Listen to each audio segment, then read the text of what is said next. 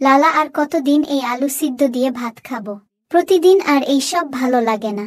লালা কবে আমাদের অভাব ফুরাবে? আর ভালো কিছু খাবো। লালা আমরা কি সারা জীবন এই অভাবের মধ্যেই কাটাবো?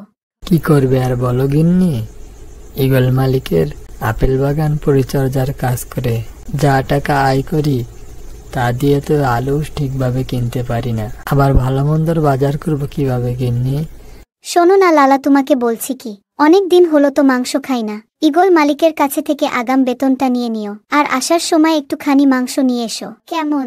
ঠিক আছে, তুমি যখন এত করে বলছো, আজ ঈগল মালিকের কাছ থেকে আমি টাকা চাইবো। আমার খাওয়া হয়ে গেছে গিন্নি, যাই বাগানে কাজ করতে যাই, বেলা অনেকখানি গড়িয়েছে যে। এরপরে লালা খাওয়া ছেড়ে ঈগলের আপেল বাগানে যায়। সেখানে যাওয়ার পর লালা আপেল গাছের নিচে 2টা আপেল পড়ে থাকতে দেখে। বাহ, কি সুন্দর, দুটি টাসা টাসা আপেল পড়ে আছে। পড়া আপেল তো মালিক বিক্রিও করবে না, এই দুটো আপেল আমি কুড়িয়ে নেই, গিন্নির জন্য বাড়িতে নিয়ে যাব। লালা যেই আপেল দুটো নিতে যাবে তখনই সেখানে ঈগল মালিক চলে আসে। এই লালা, তুই আমার গাছের আপেল পারলি কেন রে? তোর এত বড় সাহস, তুই বাগানের একটা সামান্য কর্মচারী হয়ে মালিকের আপেল গাছে হাত দিস? বিশ্বাস করুন মালিক, আমি গাছ থেকে আপেল পারিনি, এই আপেল দুটো গাছতলায় পড়েছিল। এই দেখুন, এই আপেল দুটোর বোটা কেমন শুকনো। আমার আপেল গাছের আপেল নিচে পড়ে থাক নাকি পচে যাক তাতে তোর কি? হ্যাঁ লালা, তোর এত লোভ কেন? হ্যাঁ, এত লোভী কর্মচারী আমি আমার বাগানে রাখবো না। তুই এই বাগানে থাকলে আমার আপেল গাছের সব আপেল গায়েব হয়ে যাবে, এটা আমি খুব ভালো করেই বুঝতে পেরেছি রে। কাল থেকে তোকে আর কাজে আসতে হবে না।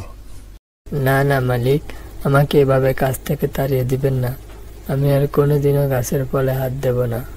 আপনি যদি আমাকে কাজ থেকে বাদ দেন, তবে যে আমার পরিবার নিয়ে আমাকে পথে বসতে হবে মালিক। মালিক, দয়া করে এইবারের মতো আমাকে মাফ করে দেন। আমি কখনো কাউকে ক্ষমা করি না। তুই এখন এখান থেকে যাবি নাকি চুরির দায় দিয়ে তোকে আমি ঘাড় ধাক্কা দিয়ে বের করে দেব? যা, চলে যা বলছি এখান থেকে। ঈগলের এমন কথা শুনে লালা অসহায় হয়ে সেখান থেকে চলে যায়। হায়রে, কি কপাল আমার! ভেবেছিলাম আজকে আগাম টাকা নিয়ে গিন্নিকে নিয়ে মজা করে খাবো, আজকে আমার কাজটাও চলে গেল। এখন আমি কি করব? কিভাবে আমার সংসার চলবে? কিরে লালা, যাচ্ছিস না কিরে বাবা? আমার এই বস্তাটা একটু নিয়ে দিবি? আমার এই বস্তাটা নিয়ে যেতে বড্ড কষ্ট হচ্ছে, আমাকে একটু সাহায্য করো বাবা। আমি তো আপনাকে চিনি না বুড়িমা, আপনি আমাকে চিনলেন কি করে? আমি এই জঙ্গলের সবাইকেই চিনি, তুমি আমাকে সাহায্য করবে কিনা বলো বাবা। বুড়িমা, আমাকে কেউ সাহায্য করতে বললে আমি তাকে ফিরিয়ে দেই না। এরপরে বুড়ির পিছু পিছু হাঁটতে থাকে।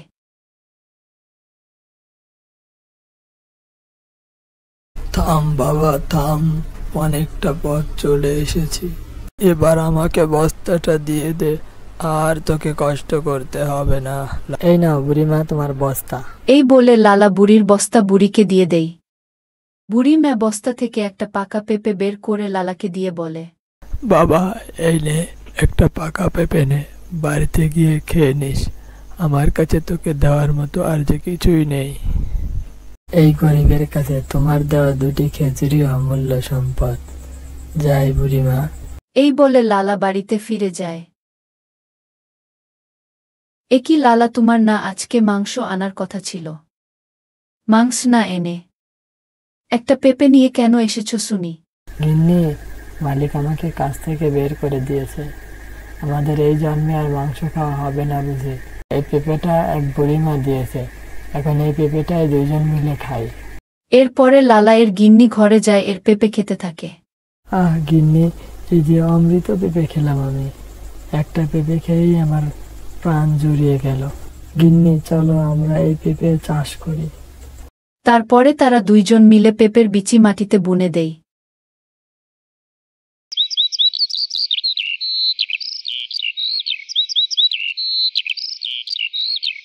পরের দিন সকালবেলা লালা আর গিন্নি ঘুম থেকে উঠে দেখে। একই দেখছি গিন্নি, এ কেমন অবাক করা কাণ্ড! কালকেই তো পেঁপের বীজটা পুঁতে দিলাম, এত তাড়াতাড়ি এত বড় গাছ হয়ে গেছে। আমাদের